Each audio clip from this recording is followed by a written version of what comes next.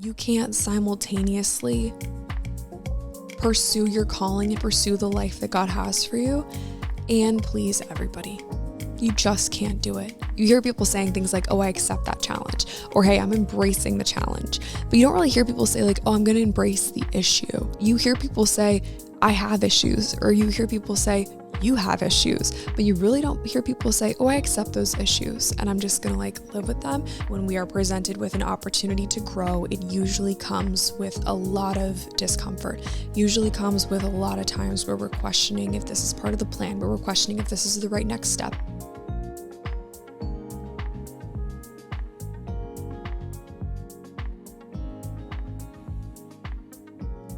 Hey guys, what's up? Welcome back to the show. Thank you so much for clicking on today's episode.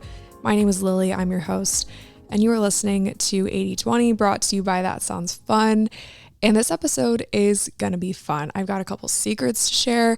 I've got a couple psychology hacks to share. I wrote a paper this week and I'm kind of integrating that. And 80/20 has a new cover. If you haven't seen it, look down at your phone. And there's just a lot of good stuff coming at you in this episode. I spent probably the past 10 minutes doing what I like to think of as a vocal warm-up, but really it was a take one of this intro. And I'm going to call it a vocal warm-up just to make myself feel a little bit better about myself. I don't know why I was feeling so shy, but for some reason I just was like in a weird headspace. Yeah, it was weird. I think it's because I haven't recorded in probably a month. Like I've done a couple pre-recorded episodes, or at least I posted a couple pre-recorded episodes. And I mean, recorded recently, but just, like I've had stuff lined up. We did a big launch at the beginning of the month, which if you guys missed that, you should definitely go back and listen to the new 80/20 trailer. You should take a peek at the new 80/20 cover. We did a little bit of a rebrand. It's not too far off of what we already had, but just it kind of, I think, not kind of, it really does do a much better job of describing what 80/20 is all about. It reflects who I am as a person in this season of life, opposed to just like a picture of me on the beach, which is, there's nothing wrong with that. It just was like, it didn't really show what this show was about. And I am just so happy with the rebrand and how we get to portray the show from a cover, because really, when it comes down to it, like, you do judge a book by its cover. As sad as it is to say that, you judge a podcast by its cover. That big news dropped about 2 weeks ago. So if you missed it, you should definitely go back and listen to wait a minute. That dropped like a month ago. That's crazy. I don't know where January went, but it flew by. Needless to say, go back and listen to the trailer if you guys haven't. It's pretty cool. And the biggest news out of all that is that 80/20 is now working in partnership with That Sounds Fun. They are a faith-based podcast network in Nashville, and they are just going to be in charge of really just like elevating the show, taking it to the next level. They've been so amazing and so encouraging, and have really just helped me kind of like narrow down the direction that I want the show to go in. And I'm feeling so confident and so supported in this like next chapter of 80/20. And so I really hope that you guys are just enjoying the content. And if you aren't subscribed, I would encourage you to do so, because the content and the guests and the collabs and the brands, like, it's just going to keep getting better and better. And I am just so grateful for you for sticking around through all the ups and downs. And if you're new to the show, a very, very, very special welcome to you. I'm so happy that you're here, and I hope that you subscribe and stick around. And if you aren't already, definitely subscribe to our newsletter. That will be linked in the show notes. I try my best. I try my best to send something out at least once a week. I don't spam you. I don't share crazy stuff. It's most of the time like me in a coffee shop typing away about things that are on my mind, or like little updates. So I've become a little bit of a newsletter girl. Like, I've really been enjoying reading other people's newsletters. I love For the Girl. If you guys listen to this podcast, I've mentioned For the Girl before. They send out a weekly newsletter, and I've really been enjoying reading that. Matthew McConaughey just launched a newsletter. It's called Lyrics of Livin', and I've been enjoying his newsletters. And then my girl Callie, she owns Sweaty Studio, Sunshine Pilates, and she hosts Healthy But Human. She sends out Sweaty Studio newsletters, so I get those sometimes. I don't know, and sometimes like a catchy subject line just catches my eye, and I'm like, you know what? I like this newsletter. So there's some random ones in there sometimes that catch my eye. But if you're enjoying newsletters, like I am right now, be sure to subscribe to the 80/20 newsletter. It's called the 80/20 Weekly. I would love to come up with a better name for that, but I don't have one. So I'm taking suggestions. I'm open to it. That usually comes to your inbox on like Thursdays or Fridays. If you do enjoy today's episode, please, please, please be sure to give it a rating and a review. And that just helps more people find and listen to the show. Send it to a friend who might like it. I know you have a friend who probably is going through something, and I feel like we're all going through something. I feel like January has been like the longest month ever. But if you feel like your friend is entering into or currently in a season where they might need a little extra love, especially when it comes to having a growth mindset, use caution. Don't just like send it to a friend and be like, I feel like you should listen to this and improve your growth mindset. Like, proceed with caution. But I do feel like in your 20s, like you literally just turn a corner all of a sudden without realizing it. And you're like, wait a second, I'm presented with challenges and I'm viewing them as issues. And I could really use a mindset shift. And so that, I hope, is what this episode will do for you today. All that being said, I think it's important to kind of preface this by saying that I am entering into a growth season, whether I like it or not. And I've been avoiding talking about this on the pod because it's not a done deal yet. I've learned in my years of being on the internet, don't make announcements, just make moves. And as silly as that is, you guys know people will post, this was like big when I was in like middle and high school. People would post on Instagram, they're like, I'm making big moves, like success doesn't want to see me come in. Like, just like people would announce that they're doing things. And I'm like, just do the thing. You don't have to announce it. Just go ahead and do the thing. Make moves in silence. But if you're loud about the silence, then you're not actually making moves in silence. I've really found there's so much value in not announcing something before the time is right. And so I think I'm going to keep what's about to happen quiet. And I hate to put you guys on the edge of your seats again for like the second time in like 4 or 5 weeks. But you will find out very, very, very, very, very soon what's going down. And I'll give you one hint, and it has to do with cardboard boxes. And that's all I'm going to say. That being said, I am entering into a growth season. Okay. I'm buckling up. I'm strapping in. I'm preparing myself. I'm trying my best to get it under control now, like get my emotions under control, set my expectations, get my ducks in a row, and really just like be okay with the change that's about to happen and fully rely on the fact that this change, this next step that I've been called to is God's plan for me and just a piece of the puzzle. Most people that I talk to have told about this thing that's about to happen, and I hate to be so cryptic. I'm so sorry, guys. Most people that I talk to about this thing that's about to happen, they just, whether they knew that I needed encouragement or not, because I never like come out and say blatantly to the people in my life, like, hey, I could really use some encouragement. But everyone's been so encouraging. And most people who are older than I am, they'll hit me with something along the lines of like, hey, my life didn't start until I turned 24. My life really didn't get going until I was like 25, 26. I didn't even know what I wanted to do until I was 30. And so hearing all of that from people who I really value their insight and their support has been really encouraging.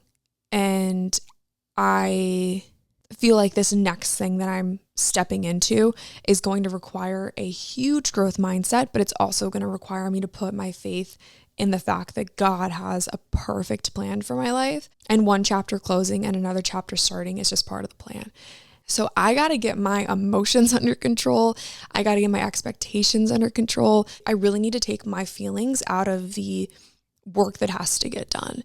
Plain and simple. Like, I have to be not necessarily emotionless about certain things, because I think that there's a lot of power in vulnerability, but I just think I need to like kind of like put my big girl panties on and like get some stuff done. So that's kind of where we're at. And I'll share more probably within the next couple of weeks of what's going down when it does go down.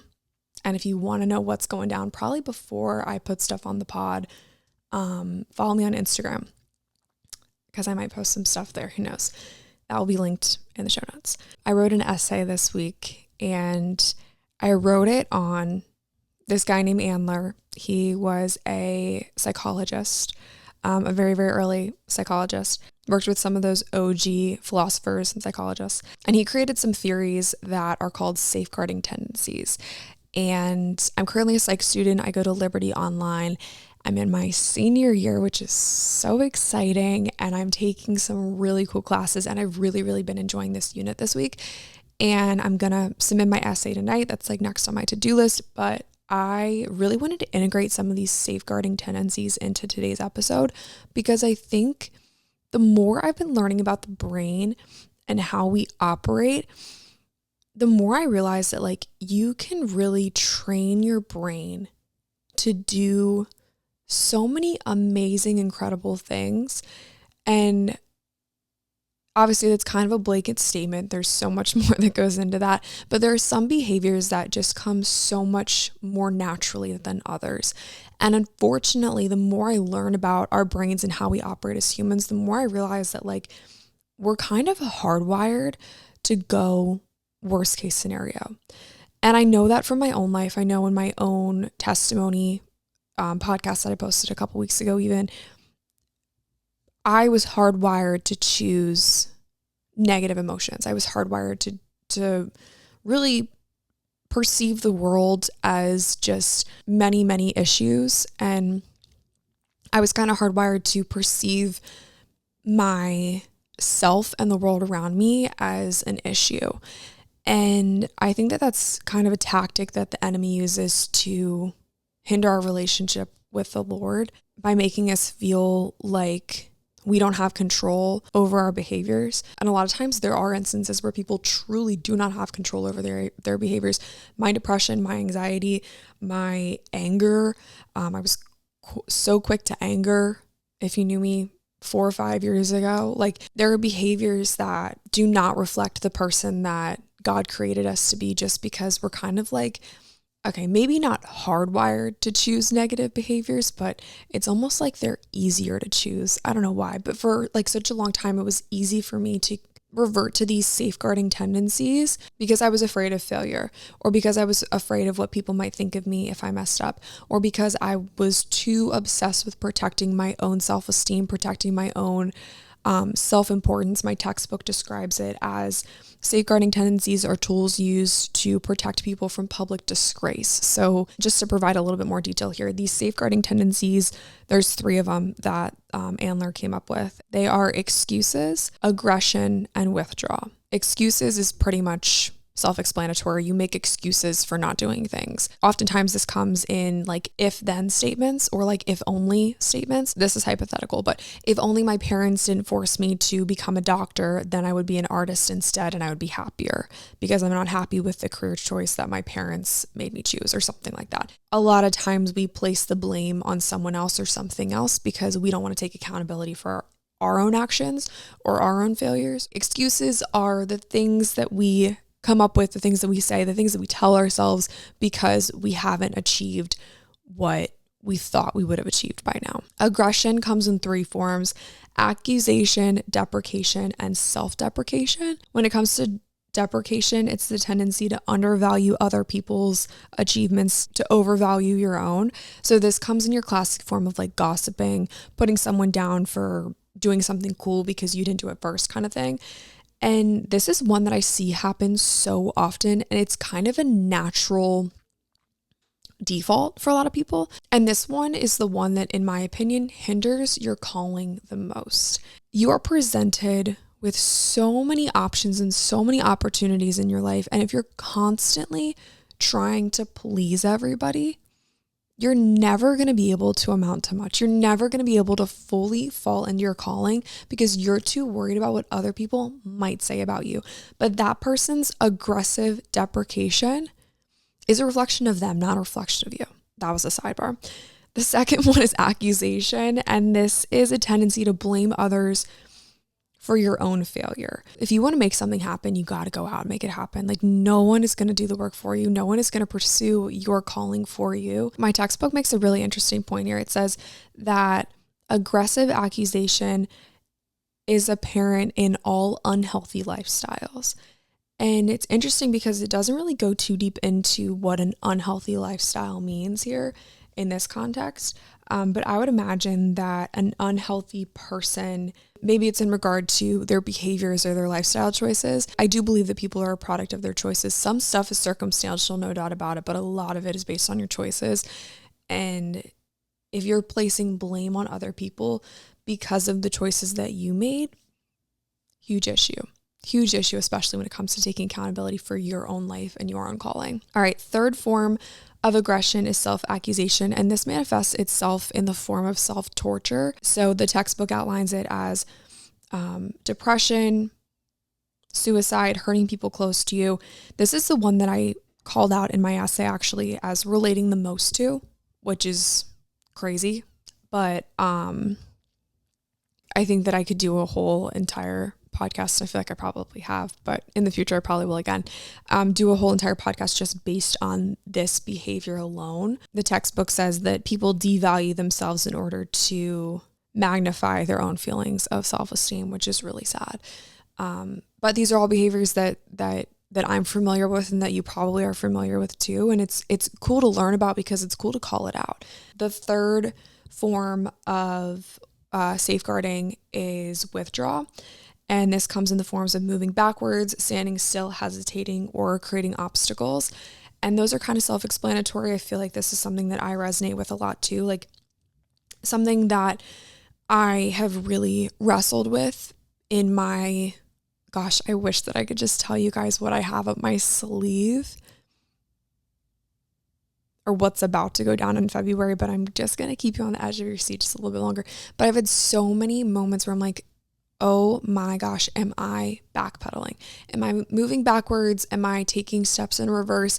Am I doing something that is going to hinder my self-growth? And I just firmly believe, this is such a great segue into our psychology hacks here in a moment, but I firmly believe that the only way that you will hinder your own growth is if you decide that you're done growing.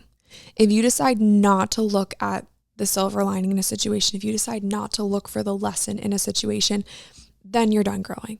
But if you approach every single day, like when you hit the button on the coffee maker in the morning and you say, God, please use me today, use the lessons of the day, please use my situation, my circumstances, wherever I find myself today to glorify you and learn more about you, you're totally going to set yourself up for success. You're totally going to make the day such a great one because you are opting for a growth mindset and opting to invite God into your day and into your growth mindset. And he's going to do really, really, really cool things with that.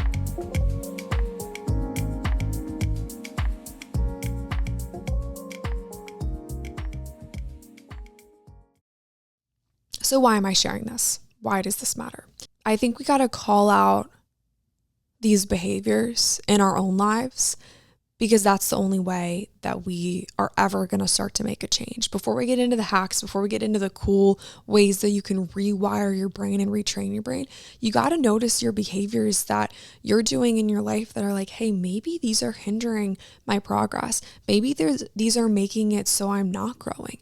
Maybe these are ways that you can call out your fears and embrace your failures. Quite honestly, a lot of these behaviors are just because we are afraid of what people might think. And I don't know a single person on this planet that wouldn't want people to like them. I don't know a single person who doesn't struggle with people pleasing. I don't know a single person who's like, yeah, you know what? I don't really care about the way that people perceive me. Like, we want to be liked by people. That's just how we're wired. And I really, really believe that you can't simultaneously pursue your calling and pursue the life that God has for you and please everybody. You just can't do it. And so when you're presented with two options, have a growth mindset and tackle the challenge, or view it as an issue and view it as something that's unmovable, I really, really want to encourage you to view it as a challenge. And a friend of mine and I were talking about this a while ago, and it's one of those, a while ago, I said that's so weird, like I'm Canadian or something. A while ago. That was a little Irish, I don't know. I was talking about challenges with a friend one time, and He said something along the lines of like, a challenge is something that you accept. A challenge is something that you embrace. You hear people saying things like, oh, I accept that challenge, or hey, I'm embracing the challenge. But you don't really hear people say like, oh, I'm going to embrace the issue. You hear people say, I have issues, or you hear people say, you have issues, but you really don't hear people say, oh, I accept those issues and I'm just going to like live with them. You hear people say, I'm accepting that challenge. I'm going to tackle it head on. I'm going to face that challenge. Like, challenge is usually met with a little bit of competitiveness and a little bit of excitement. And in my opinion, it's a term that is used when something really cool is about to go down. So I encourage you, when you're embarking on a growth mindset, perceive everything as a challenge that you want to accept rather than an issue that you are facing. How do you train your brain? How do you rewire your brain? How do you use these little psychology hacks to adopt a growth mindset and really prime your brain for growth? I've got 8 points here. And I've got a couple sub points too. Actually, a ton of sub points. Whenever I've been writing episodes lately, I feel like I'm writing a term paper.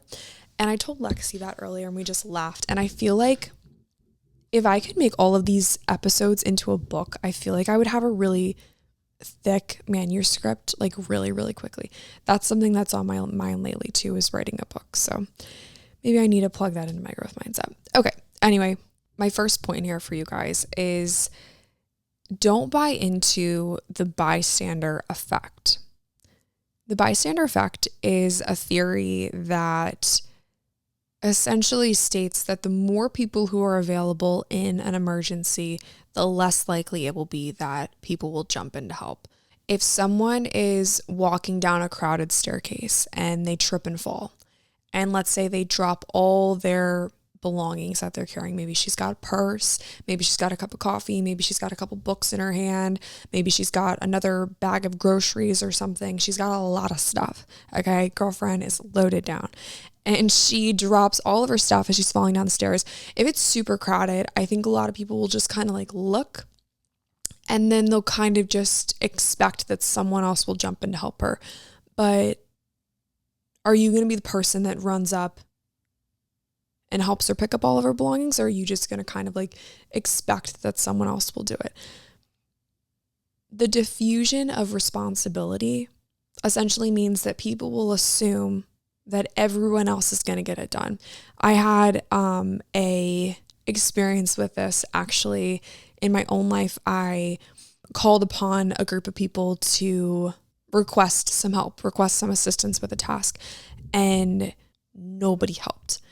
And there could have been a variety of reasons. Maybe people didn't feel equipped. Maybe people weren't available. Maybe people didn't think that their skill set mattered. They didn't have anything to bring to the table. Maybe that's what they thought. And I'm like, guys, you can still help me here with this request.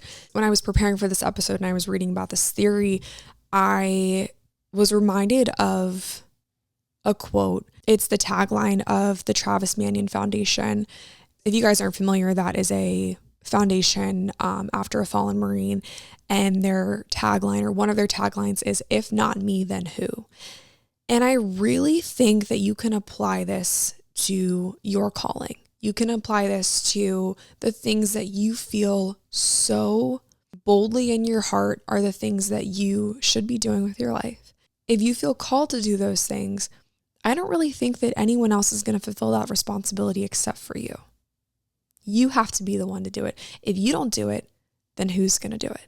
When you're thinking of your life in like the grand scheme of things, I think the most important thing that you could do for yourself, especially when you're considering how can I equip my mind to better adapt to change, to better adapt to growth, and not fall into some of these safeguarding tendencies, not fall into these behaviors of excuses, of aggression, of withdrawing from what I'm supposed to be doing in my life, from the people who I'm supposed to be surrounded by. If you don't do your calling, no one else will. So stop selling yourself short and thinking that everybody is going to judge you, or that everyone's going to think something of you just because you're pursuing something. This kind of goes along with my second point, and that is the idea that the way people perceive you is probably different in every single person's head.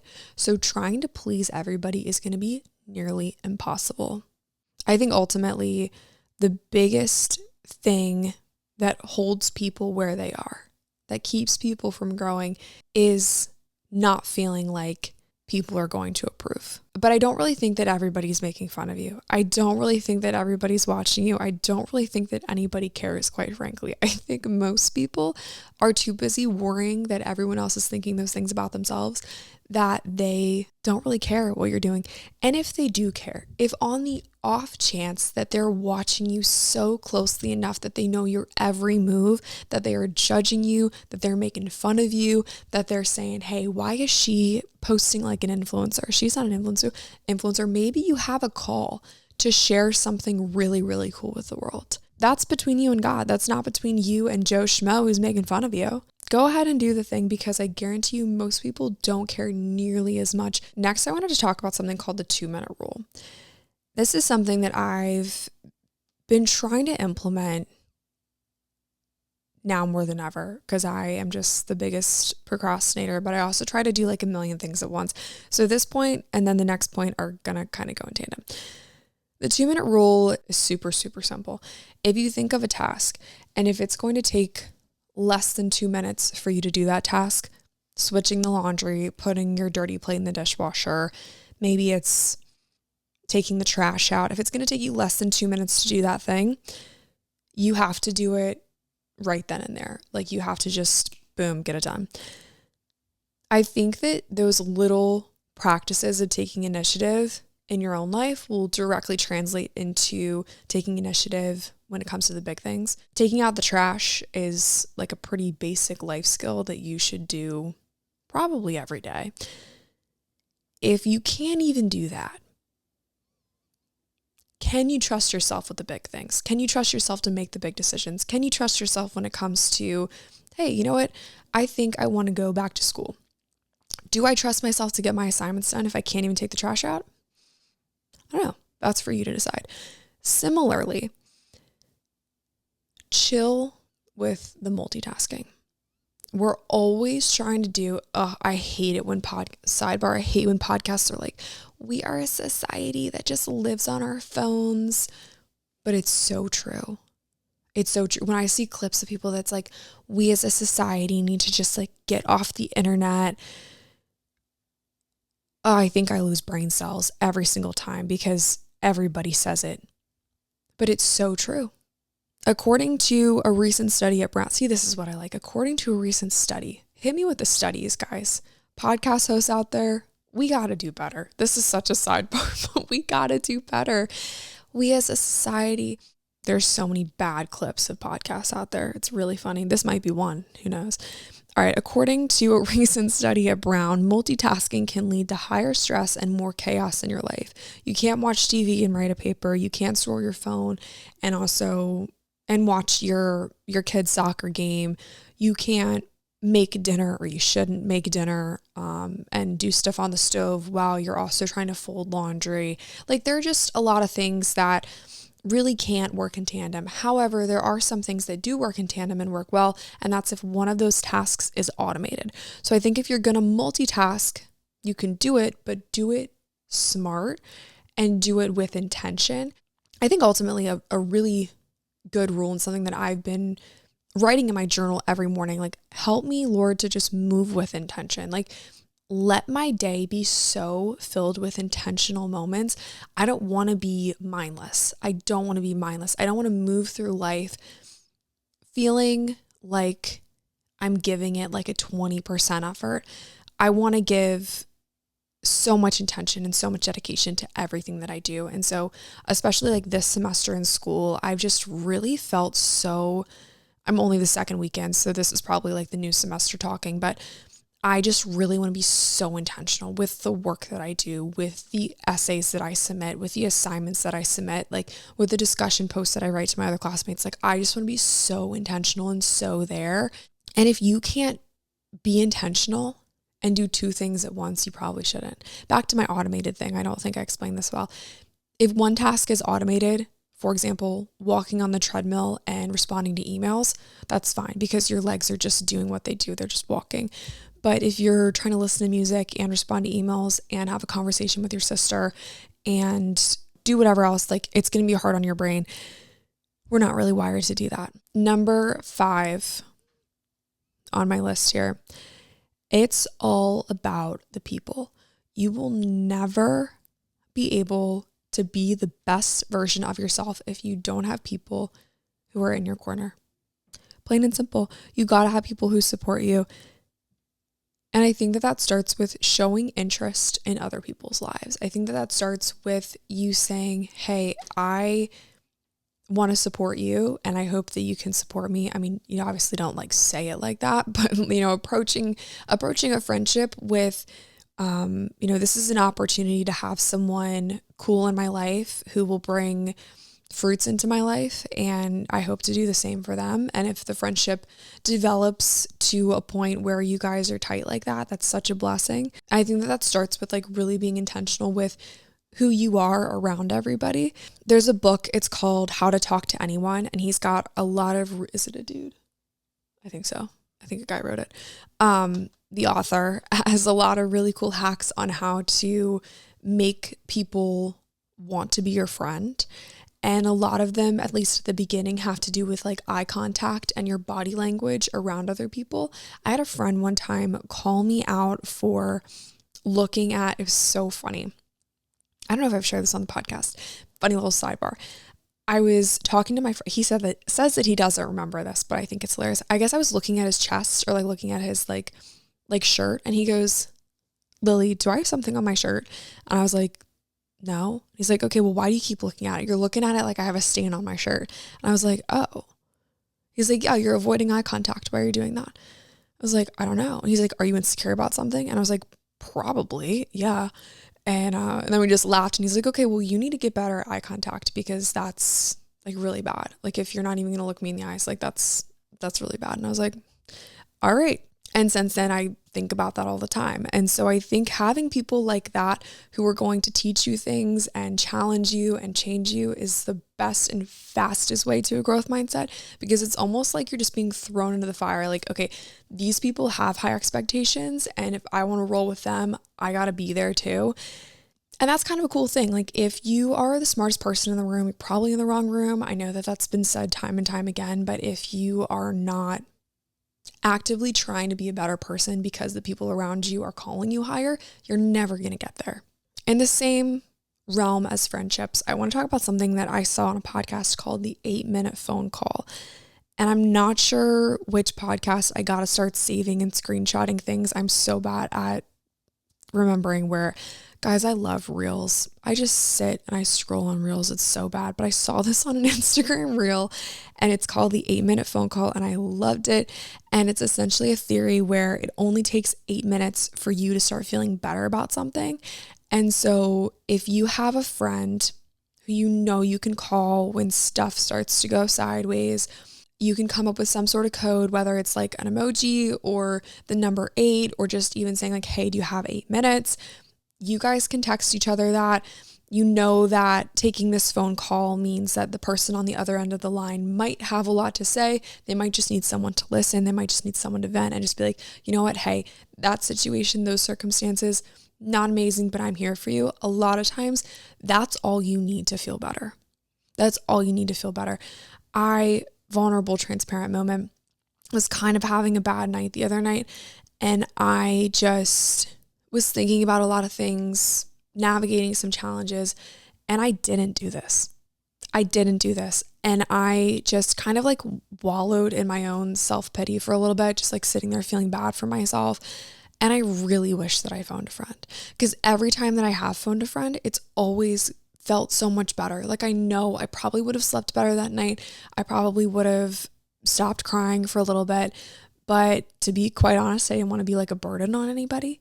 And sometimes you just have moments of weakness where you just truly feel like not great, and you just don't want to like put that on anybody else. I know I could have called like anybody. If I have a friend listening, I'm probably going to get a couple texts, but I didn't want to. And sometimes you got to be there. You got to sit in it for a little bit. I was praying, I was reading my Bible. Like that was, great time spent with God, no doubt about it. Like none of that's ever a waste, but I'm like, dang, God blessed me with these friends for a reason. I should probably lean on them. Didn't do it. kind of regret it. So like situations like that, the 8-minute phone call, huge for the program. There are definitely some convos I need to have that I need to implement this because I think it'd be very impactful in my own life. And even without this little hack that I found, I've had situations where I'm like, hey, so-and-so, can we chat for a second? And anytime I phone a friend, it's always great. Most of the time we're laughing by the end and it's just lovely. So the 8-minute phone call is now there's a theory behind why you feel better when you talk to your friends. All right, number 7, I think when you are training your brain for growth, you gotta stay busy. If you have time to sit and just kind of stew and stir in your problems and your challenges, you decide that they're issues and then you get stuck in them. If you keep yourself busy with things that are worth your time, you're not going to have time to like sit there and question your calling. You're not going to have time to sit there and convince yourself that everybody's making fun of you. You're not going to have time to sit there and tell yourself that you are in a bad place. Like you're not going to have time for any of that because you're going to be too busy doing the thing that you're called to do. And last but not least, number 8 is to assume comfort in all situations. Surrender the outcome of whatever is about to happen. I think when we are presented with an opportunity to grow, it usually comes with a lot of discomfort, usually comes with a lot of times where we're questioning if this is part of the plan, where we're questioning if this is the right next step. Just like all aspects of life, any sort of growing season, it's going to stretch you. It's going to change you. It's going to make life weird and hard for a little bit. Philippians 4:11 through 13 says, I am not saying this because this is a letter that Paul wrote. He's in prison when he's writing this. I am not saying this because I am in need, for I have learned to be content whatever the circumstance. I know what it is to be in need. I know what it means to have plenty. I've learned the secret of being content in any and every situation, whether well-fed or hungry, whether living in plenty or in want. I can do all things through him who gives me strength. And so whether you're entering into a season of plenty or entering into a season of need, whether if you're entering into a season of hunger or whether you're well-fed, whatever your circumstances are, you have to let God be your foundation, especially when you're in a growing season, especially when things are changing, especially when things are uncertain around you and you just aren't really sure what like your next thing is. As you move through whatever your circumstances are, just hold on to that firm foundation, whether that's through prayer, whether that's through reading your Bible, whether that's through connecting with your community, fellowship. I have felt such a shift in my life when it comes to my personality, when it comes to how I adapt to change, when it comes to being okay with certain changes. And I feel so calm, cool, and collected when I think about what life's about to look like for me. I have so much peace that I'm not saying that it's not going to be hard, because it can be hard and be peaceful simultaneously, even those seem to be contradictory to one another. It can be hard and peaceful. It can be challenging and peaceful. It doesn't have to be this like great big thing. It doesn't have to be dramatic. Like, is it going to be sad when this thing goes down? A little bit. But is there going to be something really cool right around the corner? Absolutely. Because I firmly believe that God has a plan for this season, and I believe the same for you in your life too. And so I just want to send some encouragement your way. If you are in the midst of training your brain for growth, don't buy into the bystander effect. Remember that the way that people perceive you is not your responsibility. Remember the 2-minute rule. Remember the 8-minute phone call. Remember that it's about the people and that you have to draw closer to people who are going to support and encourage you and just dump encouragement on you even when you don't ask for it. You got to stay busy and you got to assume comfort in all situations, no matter the circumstance, because I promise you, staying calm, cool, and collected in every situation, you will always have the upper hand. You will absolutely always have the upper hand. If you're lashing out, if you're angry, if you're withdrawing, if you're disassociating, if you're doing all those things that we talked about, the safeguarding tendencies at the beginning of the episode, if you're doing those things, unfortunately, this growing season is going to be so tough. But if you shift the perspective, shift into a growth mindset, equip yourself with tools to really overcome these challenges and face these challenges and be excited about the challenges, I think that's going to be a really, really cool time. And you're not going to miss the lesson. You're not going to miss the lesson. When you're paying so much attention, you're not going to miss the cool parts of the growing season. Thank you guys so much for listening to today's episode. I really, really hope that you enjoyed it. If you did, please be sure to leave a rating, leave a review, leave a comment. That just helps more people find and listen to the show. If you are listening in the car, if you're listening on your walk, if you're listening on your run, if you are folding laundry, if you're cooking dinner, I would love to see what you're up to as you listen to this episode. Feel free to snap a pic and then post a screenshot of the episode next to each other. I would love to see what you're up to, and just send you some encouragement and continue to support you like you guys have supported me. I love you guys so much. I'm so excited for what's next for you. I'm so excited for what's next for the show. And even though I've been cryptic, I'm really excited to share this next thing with you guys in the coming weeks. So love you guys. I hope that you have a great rest of your day, and I will talk to you very, very soon.